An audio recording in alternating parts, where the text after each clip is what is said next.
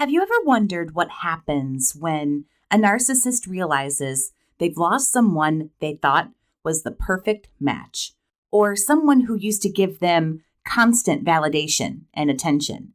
Today, we're diving into how narcissists respond when they think they have lost their supply. The person who once gave them constant admiration, attention, and validation. What happens when they think you are the one that got away? So, what exactly does a narcissist consider their perfect match? Well, it's not love, trust, or a genuine connection. It's all about narcissistic supply. A narcissist thrives on admiration, attention, and validation from others. They need constant reinforcement to feel good about themselves. And this is what we call narcissistic supply. It can come in many forms: compliments, praise, admiration, or even fear or emotional chaos. In the narcissist's world, the perfect match is someone who feeds that need, someone who constantly admires them, validates their self-image, and tells them how special they are. Basically, they want somebody who sees them as the center of the universe. They often think of themselves as the catch. They expect everybody else to see them that way too. At first, everything can feel perfect in this type of relationship. The narc gets all the admiration they crave, and the person they're with might feel special too. We all know new supply is often treated like the chosen one, but remember, none of this is about real love or connection. It's just supply. And when that supply starts to dwindle, the narcissist might quickly lose interest or lash out to gain control. So when a narcissist loses their perfect match, somebody who is feeding their ego, they will really struggle with the idea that they no longer have that constant source of admiration. And that, my friends, is when things get interesting. When a narcissist loses someone they viewed as their most perfect match, it's not about the loss of this person. It's about the blow to the ego. And this is where things can get complicated.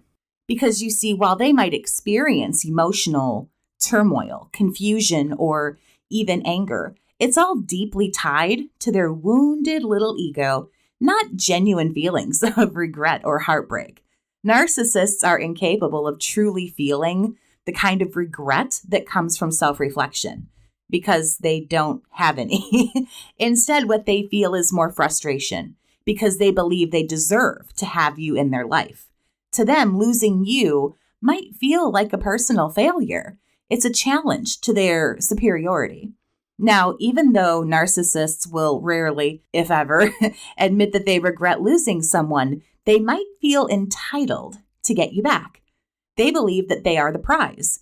And losing you, you see that just doesn't fit into their grand little narrative.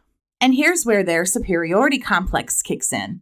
A narcissist might quickly move on, thinking that their next source of supply will be even better than the last. They see everything as a competition, and they're always looking for the next better person to feed their ego. But here's the twist. There's also a chance that they'll circle back. They might reach out to old relationships, maybe even an ex, hoping for a quick boost of validation. They might even try to re-engage with you, not because they truly miss you, but because they know that you're more than likely still thinking about them, still admiring them, missing them. And it's all about getting that validation to prove that, yes, they're still, in fact, the center of your attention. When a narcissist loses you, it's never just about the end of the relationship. It's about their perception of themselves being shattered.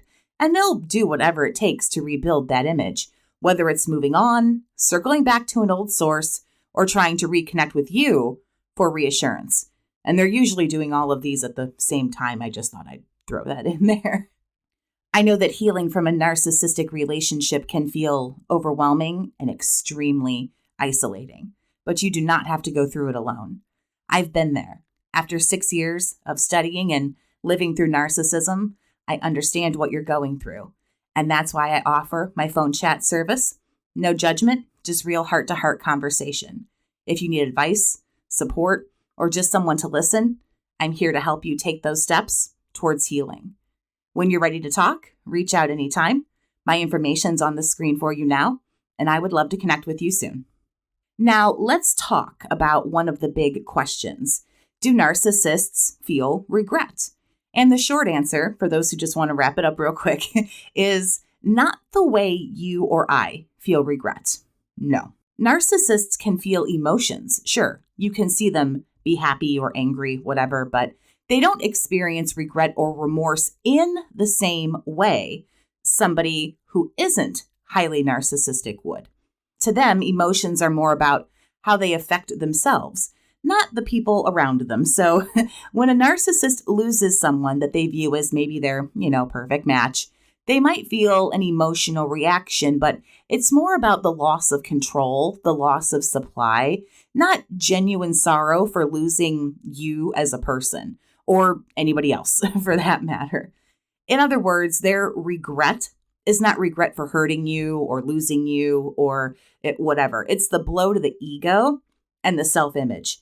They might feel angry, frustrated, or confused about losing you, but those feelings are tied to their own sense of superiority. They don't want to be angry. They don't want to be confused. They want to know everything. The truth is, a narcissist might never look back and think, I hurt that person and I should have treated them better. That kind of self-awareness is almost always absent. But here's where things can get more interesting. If they think you're the one that got away, they might try to get you back using various tactics. And the most super common one is hoovering. And it's when a narcissist tries to suck you back in, much like a vacuum. They promise change, they invoke the nostalgia, prey on the good times from the past in the relationship, or even try to play on some of your perhaps other weaknesses. They know how to push your buttons and get you back in. Even if they don't really change, they're looking to restore their supply, not make amends. So does a narcissist ever learn from their loss? Spoiler alert, almost never. Narcissists typically don't learn from their mistakes. They are trapped by their disorder in these patterns of behavior where they seek out sources of supply, repeat the old habits with new people. That's most of the time why they leave. They can't fool a certain person anymore. This person is too much work. They're not putting out as good of a supply. New and mysterious and exciting and fun is always going to be more interesting to them than somebody who's kind of old hat. There are some cases where a narcissist might show a small degree of self-awareness, but true change is extremely rare. Most of the time, they're just moving from one person to the next, repeating the cycle of the manipulation and emotional games. The idea of truly learning or evolving, that's just unlikely. Their whole identity revolves around maintaining control and feeding their ego. So no, they probably won't regret losing you in the way that maybe you hope. And even if they do come back, it's not that genuine change. It's just getting validation, getting revenge, getting their supply back, whatever the case may be. After you've been involved with a narcissist, especially if they try to come back after thinking that they've lost the one that got away, it's crucial to set healthy boundaries. Narcs are always going to try to re-engage like 99% of the time. It's important to remember that their motivation is not about healing or genuine connection. It's regaining control and getting their supply back. Setting boundaries isn't just important, it's necessary. Gray rock if you have to, go no contact if that's an option for you.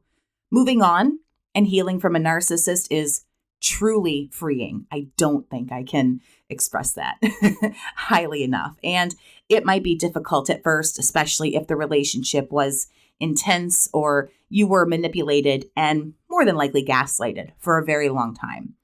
But the real lesson here is learning how to heal and grow after being with someone who is incapable of healthy emotional connections.